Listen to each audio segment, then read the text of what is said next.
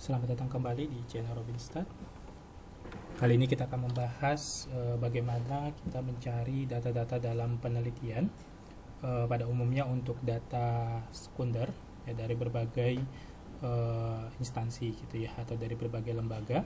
Sebelumnya para sahabat dapat like, komen, dan subscribe untuk mendapatkan informasi-informasi menarik lainnya. Yang pertama adalah data yang dapat kita ambil adalah data dari Badan Pusat Statistik ya. Banyak mungkin peneliti bingung bagaimana cara cepat mendapatkan datanya. Ada dua data yang bisa kita dapatkan. Yang pertama adalah data yang publish, artinya data yang dalam bentuk sudah siap dipublish ya, data makro atau disebut kita dengan data makro. Dan nanti ada data mikronya atau data raw datanya. Nah, untuk data makronya atau data yang siap publish itu biasanya kita di websitenya saja ya, di bps.go.id. Nah, setelah kita masuk dari sini, sebenarnya kita bisa mencari secara fokus ya. Kalau kita cari-cari di sini ya, ekonomi atau apa, kita bisa masuk ke namanya menu yang di tabel dinamis. Nah, tabel dinamis ini di sini kita bisa memilih variabel-variabel yang kita perlukan secara sekaligus. Misalkan kita pertama tertarik memilih data untuk misalkan IPM. Nah, IPM kita mau datanya misalkan untuk data IPM-nya saja. Nah, misalkan IPM menurut provinsi. Nah, setelah kita pilih di sini, kita bisa memilih periode apa saja yang kita perlukan. Misalkan datanya mau panel dari 2019 sampai 2020, baru kita tambahkan. Nah, kalau kita mau secara sekaligus, ya kita bisa misalkan mau nyari data apa lagi, misalkan data kemiskinan. Nah, kita pilih dulu di sini.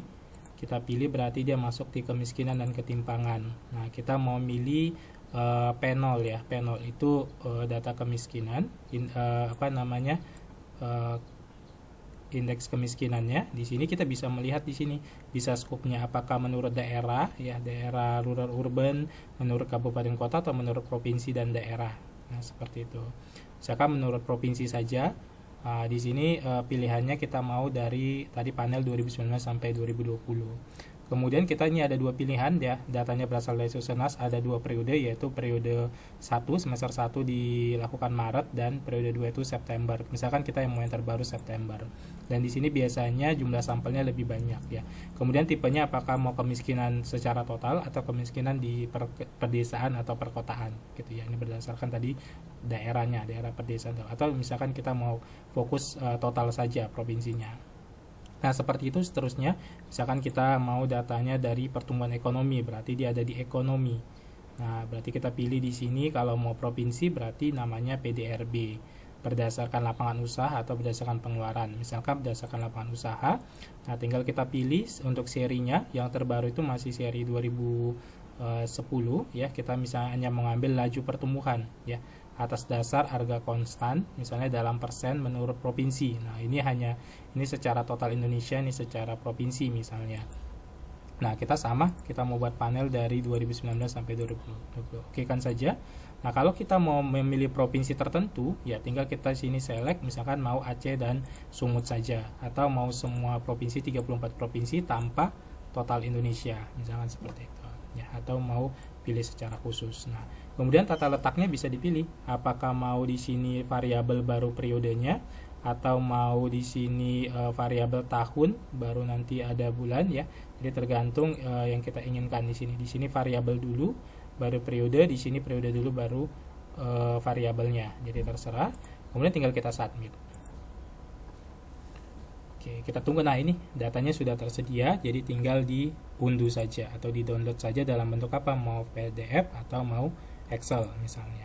Nah, berarti data kita sudah siap untuk diolah lebih lanjut, seperti itu. Nah, itu tadi untuk data-data yang dia bersifat sudah publish. Jadi sebenarnya dia ada publikasinya. Jadi dia biasanya free gitu ya, free. Nah, jadi sudah ada seperti ini. Nah, lalu bagaimana kalau datanya kita mau data secara raw data, misalkan data Susenas atau data Sakernas, ya tinggal kita ke beranda lagi. Nah, kita pilihnya itu adalah di sini, Silastik ya. Kita pilih nanti dia ada di pelayanan statistik ya, pelayanan statistik atau dikenal dengan Silastik. Nanti Nah, di sini kita biasanya harus mendaftar ya, mendaftar, atau misalkan kalau instansi tertentu dia kalau sudah ada jadi tinggal di login saja. Nah, di sini tinggal kita nanti memilih ya, memilih layanannya. Jadi ada berbagai layanan nih. Nah, misalkan ada yang berbayar, ada mau konsultasi bisa di sini. Jadi misalkan kita mau membeli data, tapi biasanya untuk instansi tertentu atau akun-akun tertentu, misalkan mahasiswa ada yang gratis. Nah, seperti ini. Jadi kita bisa buat transaksi, kemudian kita pilih tambah data. Nah, kita mau data apa nanti ya? Misalkan kita minta tambah data, mau data mikro misalnya. Data mikro itu ada beberapa ya, bisa data sensus penduduk, Sakernas, kemudian Susenas, data Podes, nah seperti itu. Survei komuter, ya kita misalkan mau data Susenas misalnya. Nah di sini, nah ini harganya. Kalau nanti bisa juga nanti beberapa instansi itu gratis ya, atau permohonan khusus bisa gratis, atau yang kalau mau berbayar. Ini kalau data fullnya ya, data fullnya, core-nya ini Maret ya, atau ini yang September, ini Maret 2021 ya. Misalkan kita mau minta ini, nah nanti kita pilih apakah full semua secara total atau non full dataset. Nah kita maunya misalkan wilayahnya, nah non full wilayah juga, misalnya mau milih apa aja, misalkan khusus mau Sumut misalnya, tambahkan saja Sumut, juga mau semua kabupaten kota atau mau khusus saja, misalkan khususnya mau apa saja, nanti tinggal di delete seperti itu ya. Oke, nanti tinggal kita oke kan. Kemudian datanya yang diperlukan data apa aja, misalkan data ini penimbangnya, kemudian data-data yang diperlukan banyak yang ART dan segala macam. Nanti tinggal di oke kan ya, misalkan kita minta sekarang ya. Nah, tinggal kita minta atau masukkan ke keranjang dulu ya. Nah, oke. Nah, misalkan ini ya. Oke, nanti kita tinggal lihat berapa harganya di sini. Nah, 400.000 ya. Jadi nanti kalau akun-akun khusus nanti bisa jadi free. Misalkan saya pakai akun jadi Rupiah ya, karena pakai internal. Jadi pakai internal jadi bisa gratis gitu ya. Oke.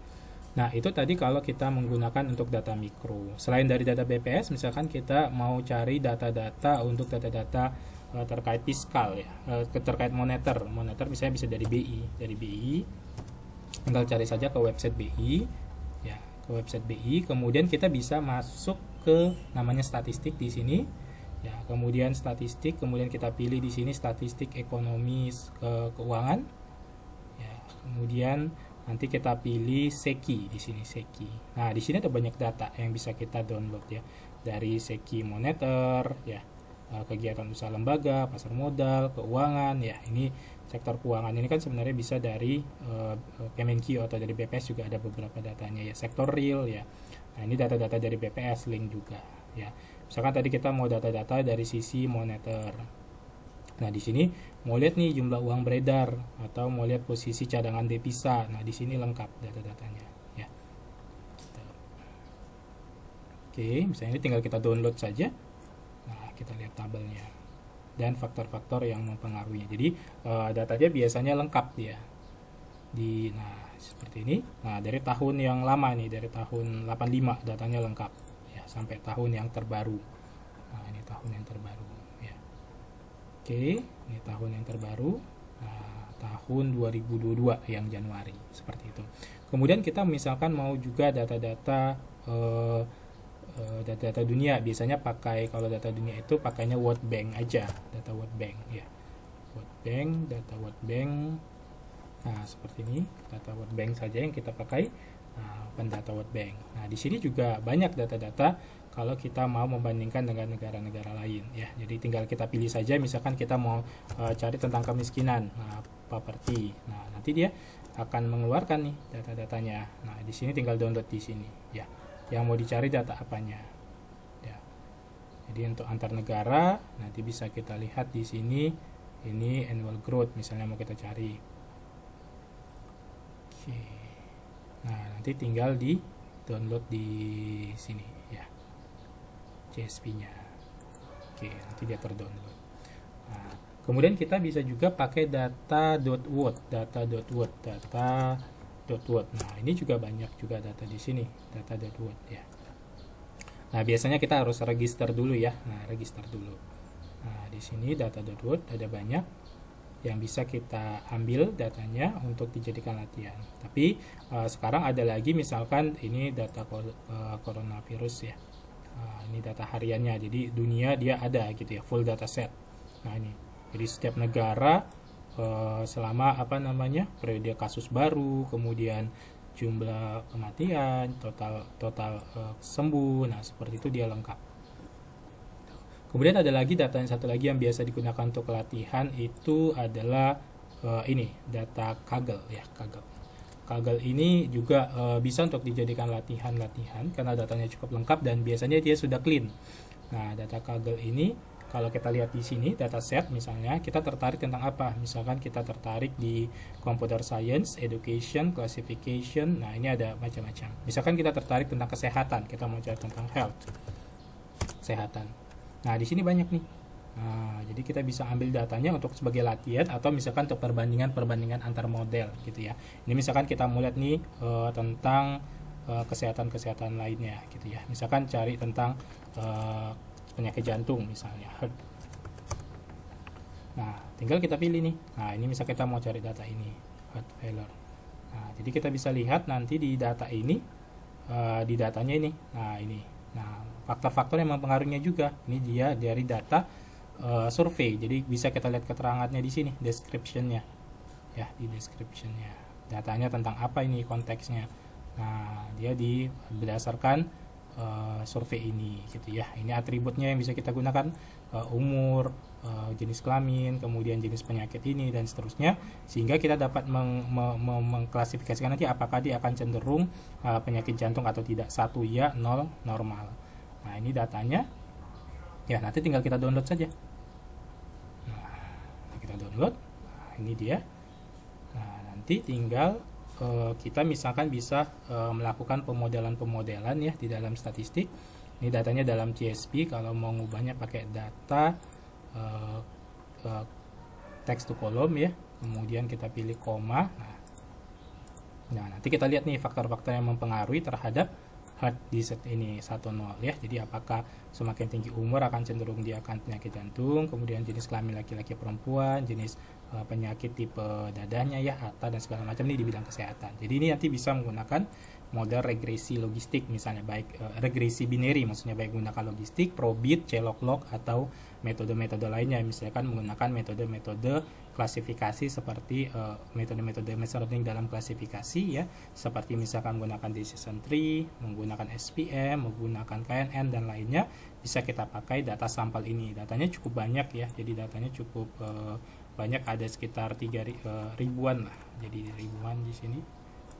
Oke, ya hampir 1000 ya, jadi 918 ya. Jadi datanya bisa cukup digunakan untuk latihan dan nanti ditambahkan teori-teori kesehatannya. Ya, ada banyak sumber-sumber lain ya, misalkan dari Kemenq, dari Kemenkes ya. Ada banyak sumber-sumber lain. Misalnya kalau dari Kemenkes, biasanya kita cari aja website Kemenkesnya seperti itu ya. Kemenkes nanti dilihat datanya ya, biasanya di statistik atau di bagian data ya. Nah, seperti itu. Jadi tinggal cari di layanan publik ya. Nah, ketika kita misalkan mencari publikasi-publikasi yang datanya dapat kita gunakan. Ya, cukup sekian untuk video kali ini. Semoga bermanfaat. Sampai ketemu di video-video berikutnya. Terima kasih.